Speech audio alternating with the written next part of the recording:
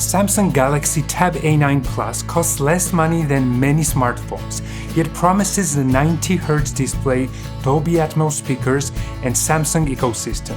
In 2025, does it still deliver real value, or has the budget tablet bar moved higher? Let's find out.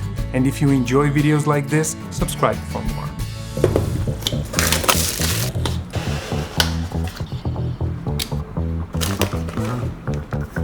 At first touch, the Tab A9 Plus feels better than its price suggests.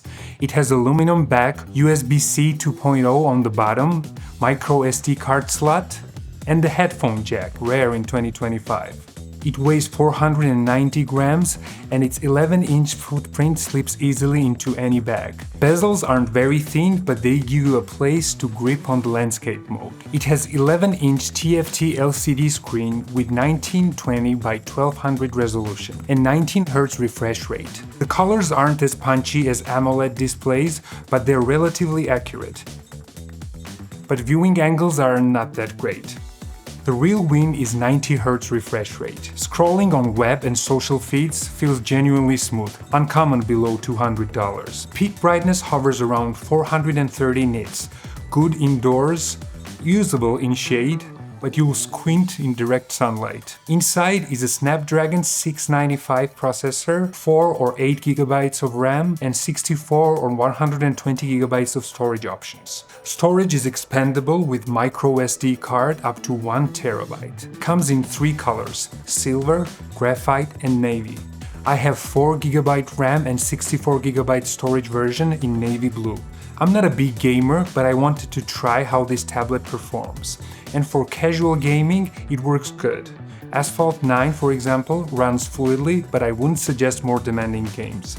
In terms of multitasking, it actually impressed me, considering its 4 GB RAM version. 3-way split screen ran smoothly, no complaints. For streaming, schoolwork, note-taking, and cloud gaming, it's sufficient. Out of the box, it runs One UI 6.1 on Android 14. Samsung promises 3 years of OS upgrades plus 4 years of security updates, so you're covered until Android version 17. Samsung DeX gives you a desktop-style taskbar. I use it quite a lot. You can also use it on external monitors and use your tablet as a trackpad. Very handy. No S Pen support here though. Pre-installed bloatware is lighter than in the last Galaxy A tablets, and most can be uninstalled. Quad speakers with Dolby Atmos are surprisingly loud and balanced. Movies on streaming sound spacious. Podcasts clear. Paired with 90Hz panel, it's great experience streaming movies and watching content.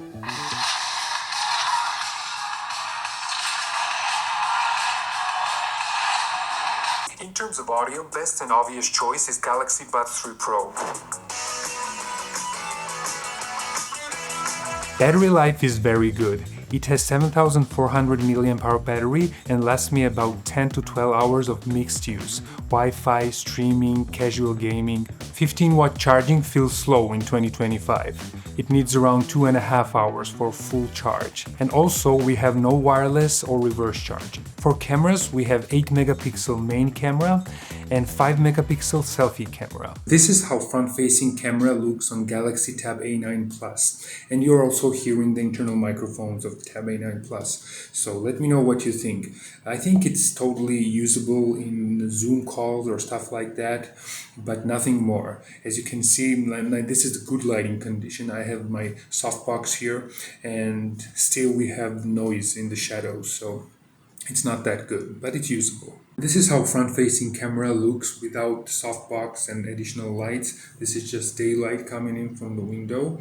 It's not bright, it's evening, but still, you be the judge. Now you're looking at the rear camera. I can't see myself right now, but this is supposed to be a bit better quality camera because it's like 8 megapixels. But still, I'm not expecting to be blown away or something because it's still budget tablet camera. So, but I think it's going to be usable for scanning documents and stuff like that, but nothing more. And I think overall it's usable. Considering it's tablet and it's a budget tablet, because usually tablets, even high-end tablets, don't have great camera systems. But considering it's a budget tablet, it's totally passable. With everything said though, in real world, it works well. It's not as snappy as flagship phone or tablet. It feels like every task takes a second to perform for the first time, like opening or closing the apps, but that's because processing power and RAM limitations. If I'm watching a YouTube video, then switch to other app and come back, more often than not, it has to reload the YouTube page. That's because of the RAM limitation. It couldn't handle 4K videos on YouTube, but up to 1080p it looks great. The Tab A9 Plus sits in the sweet spot. Higher refresh rate screen than Lenovo Tab M11's LCD screen, the cleaner software than Amazon Fire's Max 11 OS, and cheaper than even refurbished iPad 9th generation. So, for pros, we have 90Hz display at this budget price, solid build, expandable storage, headphone jack, long software support time, and loudspeakers. And for cons, we have no S Pen support, cameras are strictly functional, and 15-watt charging feels very slow and dated.